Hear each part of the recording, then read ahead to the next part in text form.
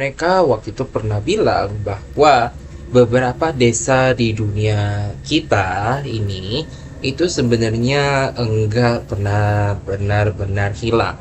Justru desa-desa ini itu hanya tenggelam. Tenggelam karena waktu, terus juga tenggelam dalam kata terkubur oleh tanah. Ada juga probabilitas yang dimana ada sesuatu yang sebenarnya jauh lebih tua daripada manusia itu sendiri. Nah, kasus ini sebenarnya itu dimulai dari sebuah penyelidikan sensus sederhana yang dimana kita mendatangi sebuah desa terpencil yang letaknya berada di kaki gunung. Desa yang terpencil ini menurut data peta sebenarnya masih tercatat dan masih ada. Namun, menurut penduduk sekitar desa ini, itu dikatakan bahwa desa itu sudah lama menghilang. Nama kasus ini kemudian dicatat ke dalam arsip investigasi kita pada hari ini dengan case file 0124 dengan judul The Sunken Village. Dari semua penyelidikan yang sudah kita lakukan di channel ini, kasus ini mungkin bisa dikatakan sebagai satu kasus yang paling aneh.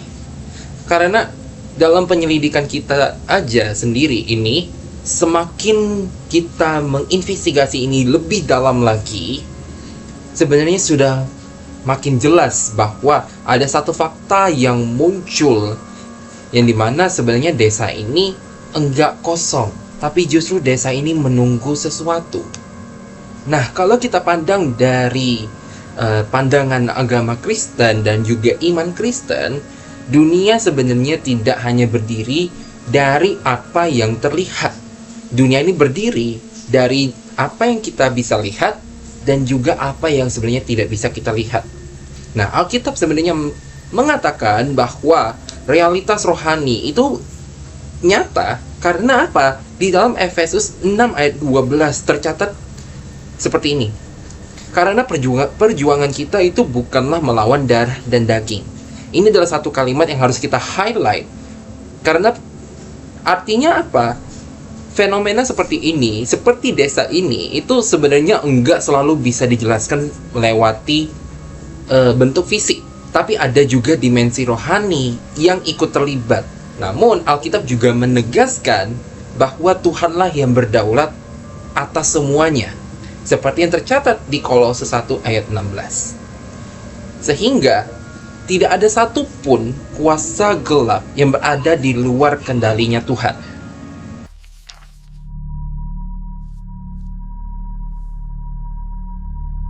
Investigasi kita pada hari ini dipimpin oleh seorang penyidik.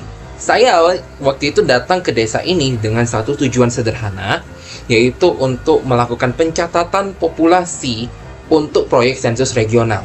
Kita masuk ke dalam area desa. Sejak pertama kali saya memasuki desa ini, itu sebenarnya sudah ada satu vibe yang menunjukkan enggak normal. Semua penduduk itu hampir enggak terlihat. Terus juga rumah-rumahnya bahkan kosong. Bahkan ada beberapa rumah yang terbengkalai. Bahkan ada yang sampai tenggelam, rusak rumahnya itu. Dan hanya ada satu orang yang berada di sana, yaitu kepala desa. Aneh bukan?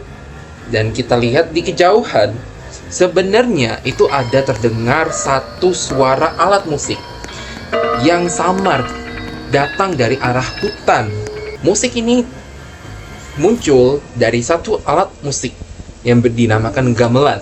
Nah, kepala desa kita di sini itu memberikan satu peringatan yang sederhana banget.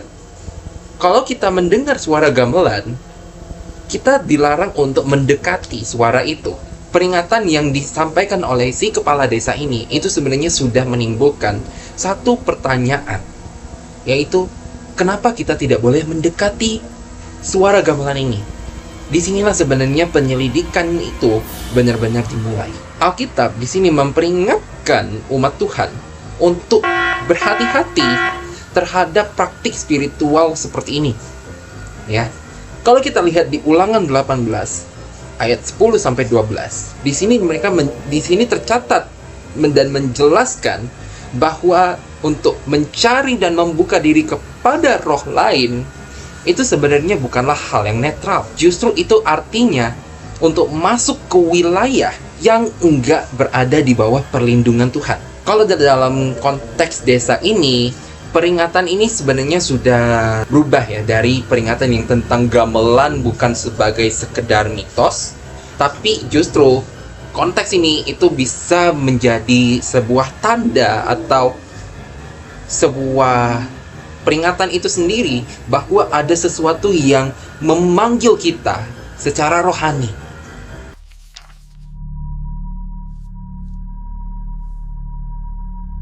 Bukti pertama yang kita lihat dan kita temukan di desa ini sebenarnya kita temukan di satu bentuk rumah tua yang jendelanya sudah dipaku, sudah tertutup. Tiba-tiba meledak keluar seketika saat dokumen desa itu mulai kita periksa. At the same time, sebuah sosok perempuan itu juga muncul di lorong entrance rumah ini.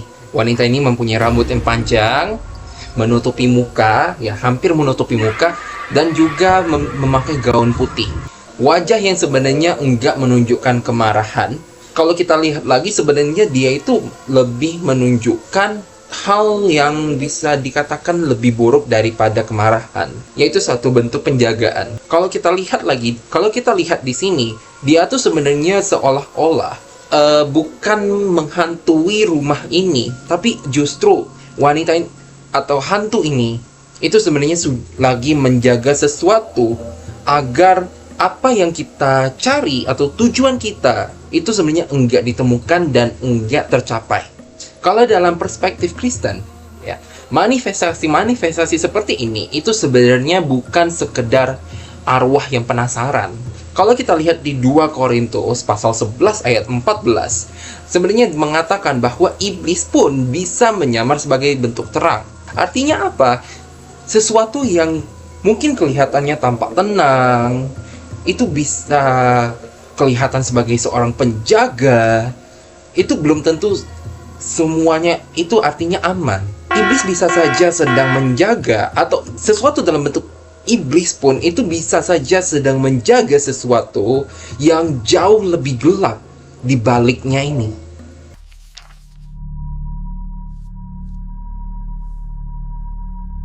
Di dalam rumahnya ibu kepala desa atau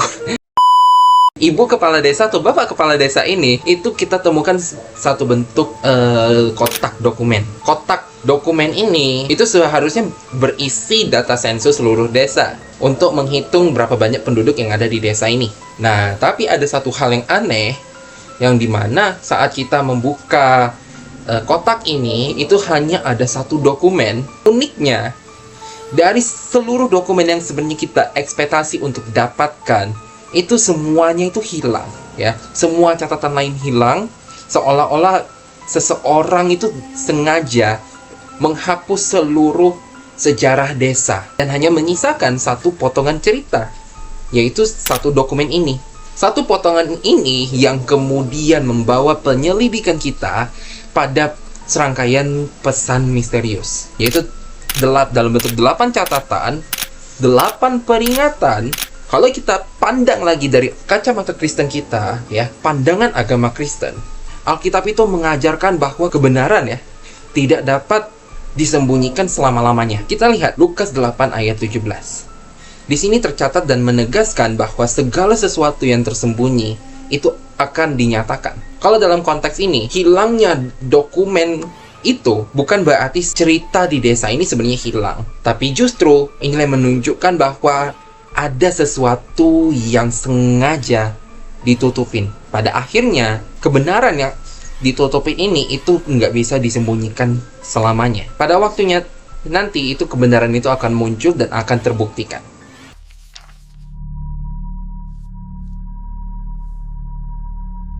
Penyelidikan ini kita mulai berlanjut membawa saya itu ke sebuah lokasi yang dikenal sebagai Goa Keramat. Goa Keramat ini itu adalah satu goa yang besar yang ada di dalam gunung. Yang kita temukan di dalam goa ini itu bukanlah hanya batu, tanah, ya, seperti yang pada goa pada umumnya, tapi justru goa ini ada beberapa reruntuhan rumah di dalamnya, bahkan juga ada kuburan di dalamnya.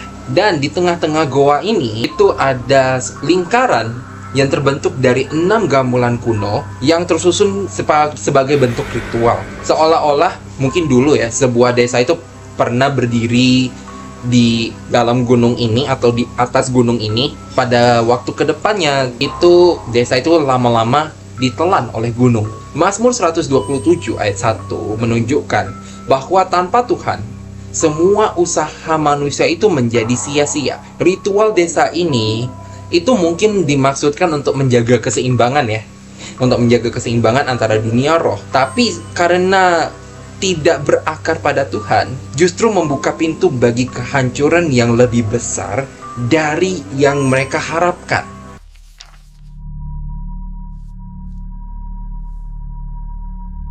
Lebih dalam lagi kita masuk ke dalam goa, itu terdapat satu bentuk labirin batu. Nah, labirin batu ini itu terdiri dari 3 kunci utama, yaitu ada peta yang menunjukkan 3 kristal putih, ya spesifik ya, 3 kristal putih dan ruangan ritual di ujung labirin ini. Di dalam labirin yang menunjukkan lokasi 3 kristal putih ini, itu sebenarnya sudah menunjukkan bahwa tempat itu sudah ada yang dijaga oleh satu entitas atau sesuatu yang bisa kita katakan sebagai sosok pocong raksasa. Pocong ini bisa dikatakan setinggi goa ini, mungkin ya, karena pandangan aku juga kurang jelas waktu itu. Jadi kelihatannya itu pocongnya itu benar-benar tinggi dari sampai ke langit-langit labirin ini. Kalau kita lihat dari beberapa kepercayaan lokal ya, pocong itu adalah satu bentuk jiwa yang terperangkap dalam kain kafan. Kalau kita lihat dalam pandangan agama Kristen dan juga iman Kristen, ketakutan terhadap roh-roh yang seperti ini, hantu, pocong dan lain-lainnya ini, itu sebenarnya bukanlah satu bentuk hal yang baru. Lukas pasal 4 ayat 36 menunjukkan bahwa Yesus memiliki otoritas penuh atas roh jahat yang ada. Tuhan memerintah dan mereka taat. Artinya apa? Sosok penjaga ini mungkin tampak sangat kuat bagi manusia. Mereka itu nggak pernah memiliki otoritas tertinggi di hadapan Tuhan. Dengan kata lain, rasa takut manusia itu seringkali lebih besar, lebih kuat daripada kuasa yang sebenarnya dimiliki oleh kegelapan itu sendiri.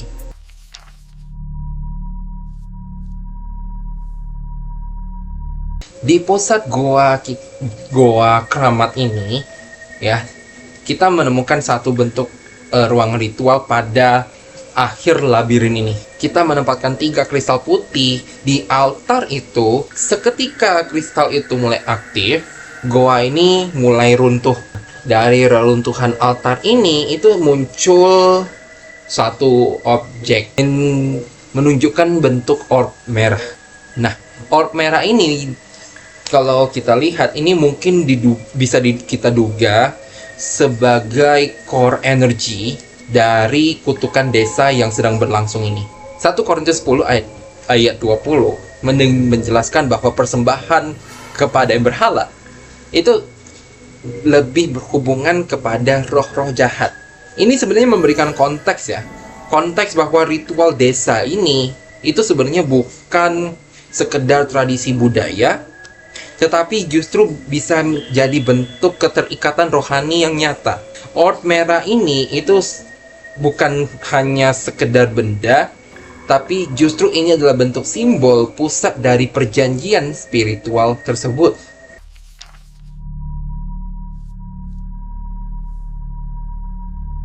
Aku pun menemukan sesuatu yang seharusnya enggak ada ya. Kita nge-trail ke atas gunung dan kita menemukan pasar. Pasar ini enggak kelihatan hidup, tapi justru itu hanya ada satu orang yang berdiri di tengah-tengah di tengah-tengah pasar ini.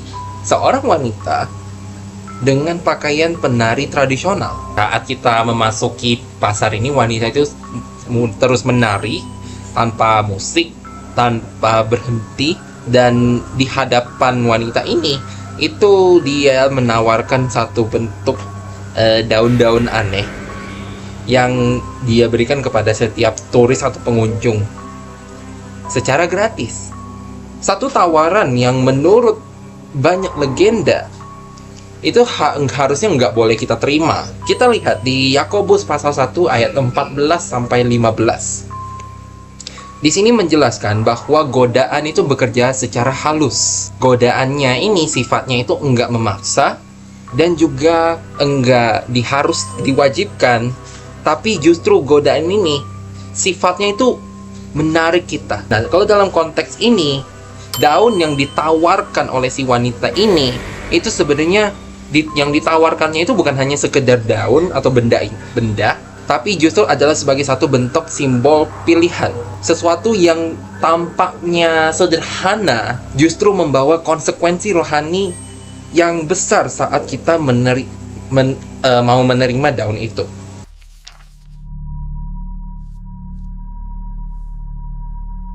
Dari seluruh bukti yang sudah kita temukan, terus juga penyelidikan yang kita lakukan, ini sudah menghasilkan satu kesimpulan utama. Desa ini sebenarnya enggak dikutuk oleh iblis. Desa ini enggak dikutuk oleh kontrak spiritual. Ritual gamelan digunakan untuk menjaga roh-roh tetap terikat pada dunia. Persembahan makanan menjaga mereka tetap tenang. Dari keempat kunci ini, 4 kesimpulan yang sudah kita tarik ini, kalau salah satu dari mereka sudah berhenti atau kunci ritual ini sebenarnya berhenti, desa itu sudah mulai menuntut pengorbanan yang baru. Dengan memakan daun ini, daun yang ditawarkan itu, sebenarnya kita itu secara nggak sadar, kita tuh sudah menggantikan posisi penjaga lama desa.